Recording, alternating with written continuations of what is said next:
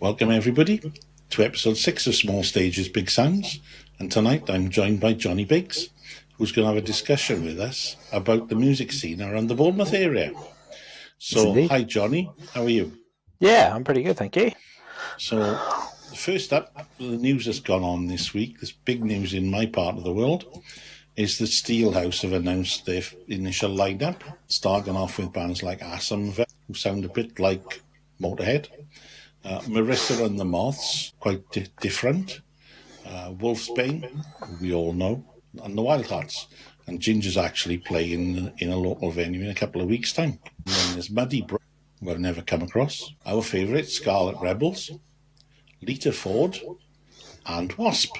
And on the Sunday then, so they've got Hit Trick, Tail Gunner, Treatment, and These Wicked Rivers. So it's a pretty nice mix at the moment. We'll wait to see what else comes along.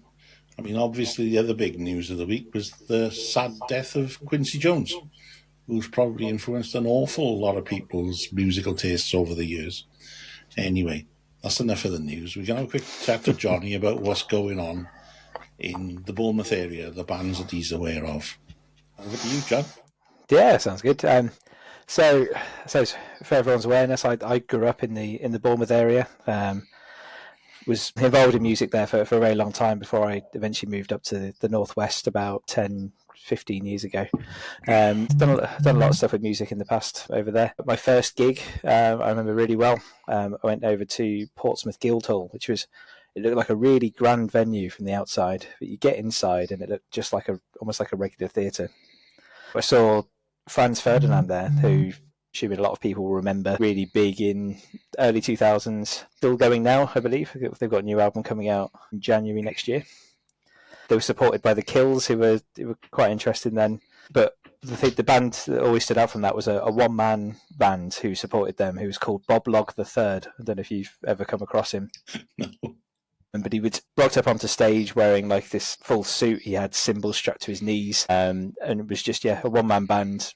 And then he would get someone up on stage, sit them on his knee, and carry on playing. So that was, really stands in my mind as like the sort of formative music experience for me down there. Because particularly growing up in Bournemouth, it was a very small town, so we didn't get a lot of the big gig traffic come through. It would often go to cities like Southampton, Portsmouth. We'd be really lucky if we got any big bands. The biggest venue that we have and still have in Bournemouth is the Bournemouth International Centre, which has had some really big acts in the past. I know my stepdad went to see Meatloaf there in like the early 90s. But when I was growing up, we could get the odd bands through. I think the biggest one that I remember would have been Bowling for Soup. They came through in 2007. Did their Get Happy tour with the Bloodhound Gang, which I think was probably the last opportunity to see the Bloodhound Gang in the UK. But they were supported by a very young Zebrahead at the time, who have since gone on to do really big things. I caught them at Slam Dunk Festival last year, and they've blown up ever since. Yeah, there's just loads of venues. So if we were trying to get out of Bournemouth, we'd always go to probably Southampton. It's about half-hour train journey away. I distinctly remember we went to a little venue that was called Talking Heads, which is a really tiny little pub in Portswood, I think it was, which is just outside Southampton. Tiny venue, you sort of walked in, there was a bar there, and you went round the bar, and there was a small room in the back. And that's where I managed to see the Anti-Nowhere League in 2008, which was amazing for me. I was really into my punk music when I was younger, so seeing a band as big as that in such a tiny venue, there can't have been more than 100 people in that room. It's a fantastic venue, though. They were supported by a band called Union X as well, who were a Southampton punk band, who I think are still trying to keep going. They've got adverts out at the moment for drummers. But yeah, that was a really good venue. Unfortunately, in 2016, that venue closed down. It moved to another pub in the centre of Southampton, so it got a better location in the centre of the city. But unfortunately, it just wasn't used, wasn't getting the support from the locals, so that actually closed permanently in 2018, which was a shame because it really was like one of the corner houses, really, of the Southampton music scene at that time. I won't say what my first gig was. Well, all right then, if you insist. It was Deep Purple Mark III. It was 1974 in the Shepherd's Bush Empire. So there you are. So I actually got to see Deep Purple. That would have been 2008, I think, at the Bournemouth International Centre. They came through with supported by Styx and What Was Left of Thin Lizzy at the time as well. So, are you aware of any bands from the area that are up and coming at the moment? Yeah, I think there's quite a few really. So the first one that stands out is Metaprism. They came on the scene quite a few years ago, but played Bloodstock. I think it was either last year or the year before. But they're really good. Last week I was in Chester of all places, seeing Wednesday 13 and a band called South of Salem as well was supporting. That they seem to be really on a bit of a rise at the moment, from strength to strength. But other than that, I think those are probably the really big ones that stand out for me. We had lots of attempts at little local bands when I was growing up. Certainly friends that I went to school with were in a whole bunch of different bands that don't really exist anymore. Although some of them have formed a band that is currently going who call themselves Meringue, and they are a tribute to all things that were on Kerrang in the early 2000s. So they are sort of a touring tribute act, playing things like Sum 41, Blink-182, all of that good stuff. Very similar to another band that are around the Northwest called Kerranged, who do exactly the same thing. It seems to be the way to go at the moment. There appears to be a lot more traction for tribute acts than there are for original bands. Yeah. And this is, well, it's sad really, because the tribute acts get paid a lot of money. Not enough anyway. But for talented musicians, to make your own way, it's a long haul. Yeah, absolutely. Talking about bands that I've been following for a while, it's like Florence Black. I first saw them in 2015.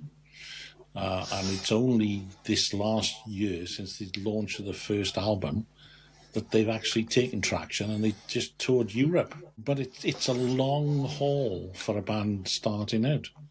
And it's getting harder because the venues are getting fewer. Yeah, it's almost twofold, isn't it? You've got the reduction in venues means that they're not getting the same sort of exposure, and certainly the lack of support for local venues. Bands aren't getting that turnover of people to get the word out. And the way people discover music now, it's very easy to get lost in your own echo chamber, I like to call it, because people use things like Spotify and those sorts of things, and it will recommend bands within the sort of niche that you've been listening to. It's, unless you're actively looking now, I think it's a lot harder to find new music. And that's why I think Bloodstock in particular are very good for that, with their Metal to the Masses competition they run, that really does force people to go out and seek new music, and you get a whole stage that's dedicated to bands that are up and coming and new. So do you cover any of the Battle of the Bands in your part of the world? Not recently. I did go to I think it was 2019, I think it was. There was a Metal to the Masses heat that was hosted in Bournemouth. I went to that. I ended up arriving slightly late. I got stuck in traffic when I was on the way down there, because it's now a 350-mile drive to get down there. But I got there, and I got there late. I got there for the last competing band, and the special guests. The special guests for that were Crown, who are a fantastic death metal band. I think they're from your sort of neck of the woods, actually. They're certainly from Wales somewhere. And I was really disappointed. So by the time I arrived, the last band was on, and there were a handful of people in the room. It was a £5 or entry, so I was quite happy to go and pay. But they said, "No, you don't need to pay now." And I was like, "Well, no, I want to support the band that's here." So I think that was a little bit disappointing, and I hope that it was a one-off for that event. Certainly they went ahead and did the grand final there, and that was quite successful by all accounts. There are, like you say, there are so many bands around it. It gets difficult. And I tend to use Spotify if I'm going to a gig, and I try to discover the music of the bands on the undercard. Yeah.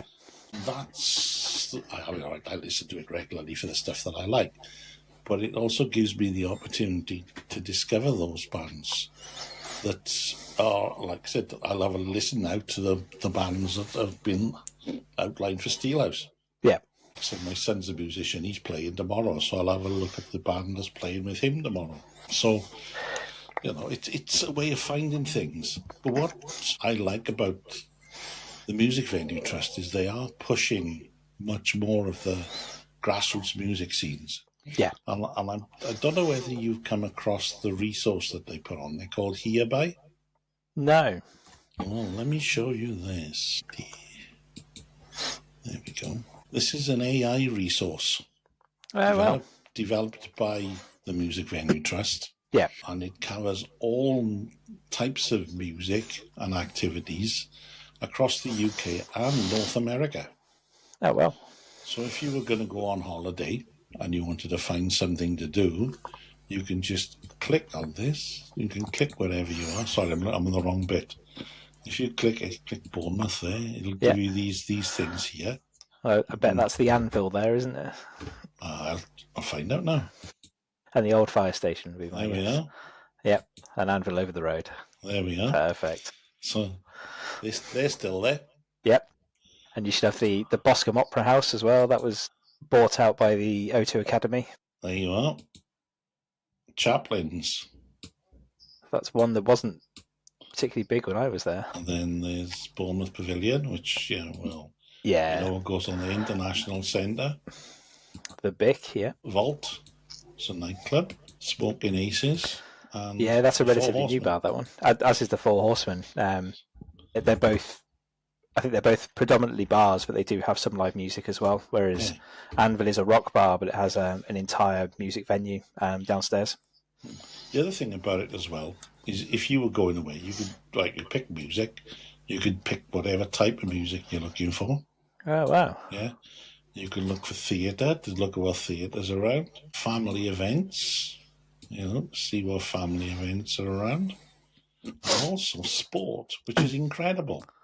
Yeah. So it's not just about the music, although that's its prime aim. Yeah. Its prime use. And like I said, if you decided you want to go to New York, just put New York in for fun. Not that I've ever been, but there you are. You can say, right, what's on there? There we are. Oh, there we are. Wherever your hotel is, you can find music or anything that you like. Theatre, everything. That's really... it's incredible. And I mentioned this to an awful lot of people, and everybody goes, what? So you can see it is, I'll stop sharing now, but it makes life a lot easier for music fans, also for bands. So if bands want to go on a tour, they can look to see what venues are in the area they want to go to and pick it up from there. So they could do like a local tour where they're going to do half a dozen venues or 3 venues over a weekend. Yeah. And not have to travel a gazillion miles between one and the other. And I suppose not have to be at the mercy of a promoter finding those venues for them either. Yeah. So it is a really useful resource. Yeah, anyway. I'll definitely keep an eye on that one. Like I said, I thought, when I came across, I thought, wow. I mean, I know the venues in my area that I go to. Yeah. But then even bearing with that, there are 2 new venues that have opened in this area in the last month, which is a really back in trend. Yeah, I say because I now live in Barrow-in-Furness, which is probably about as far from Bournemouth as I could have got. Yeah, it begins with B. Yeah, and that's got maybe 1 or 2, maybe as many as three little music venues. But yeah, I'll certainly be keeping an eye on that to see what's on in the local area as well. Yeah, I just pulled Barrow up just out of interest. You're right, 2. There we go. So, what was the last gig you went to? Last gig for me would have been, last week. I went to Chester, to the live rooms there. Where I saw Wednesday 13 performing Murder Dolls, which was fantastic. I'd actually seen him last year in Las Vegas doing the same thing. But to go from what was actually a very small pub venue in Vegas to a very small pub venue in the UK was really good. Supported by South of Salem as well, which was great. It's a small pub venue. That must have been a hell of a show. Yes, yeah, it was really good. It was absolutely rammed as well. The only problem I had with that particular venue is that the entrance is on the side of the venue, isn't it? So everyone sort of crams in and you get a bit stuck. If the entrance is at the back, like facing the stage, people could spread out a little bit more. But other than that, it was fantastic. And for a cold night, we kept nice and warm in there as well. Yeah, you're saying I went to a very small venue last week called Tiny Rebel in Cardiff. which was basically a pub with a capacity of 85. See the Hot Dam Yeah. and a band called Among Liars. Nice. So they were completely contrasting bands. Yeah. So, I mean, the Hot Dam is pop rock with attitude, with real serious attitude. Yeah, and they were a combination of, there were two bands combined together, didn't they, for the Hot Dam, if I remember rightly? Tequila Mockingbird and the Amorettes. That was it. Yeah. They're nice girls, they're talented musicians, but their music, it literally is, it's girls with attitude. But Among Liars was very punky, completely different. Oh, okay. So if you see them around, it's worth, like I said, I'd go and see the Hot Dam because they're just fun. They had a giant inflatable unicorn crowd surfing around the room. But Among Liars were very, very, very punky, very, I suppose I compare them to a bit like Nothing More. Okay, yeah. So quite different. Yeah. But there we are. Just an interesting thing to see what's going on. So, have you got anything else you'd like to talk about while we're here? Where's your next gig? Trying to think what our next gig is. So, obviously being in the Northwest now, I think our next one, we're over to the new Co-op Live Arena for Slipknot in December. I think it's the next one for us. Not my cup of tea. No, we saw Sum 41 there last week though, and that was also really good. It's actually a really impressive venue. I know this is all about sort of small grassroots venues, but the Co-op Live Arena, for what is a custom built event space, there's a lot more amenities and things than in somewhere like the NEC or something like that. So that was quite good. I'm sure there's some local gigs coming up as well, but it's predominantly tribute acts. I think last week we had the northern tribute to Slipknot called Slipknot, which is good. I think we've got Pretend coming up as well. Well, I've got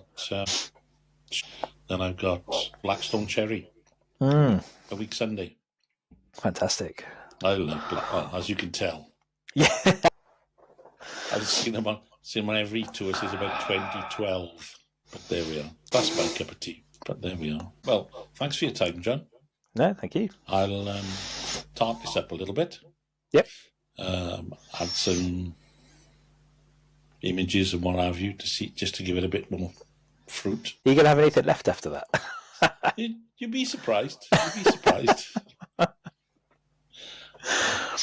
there we are. So that's it. We're done for the recording now. I'm going to press that to stop for now.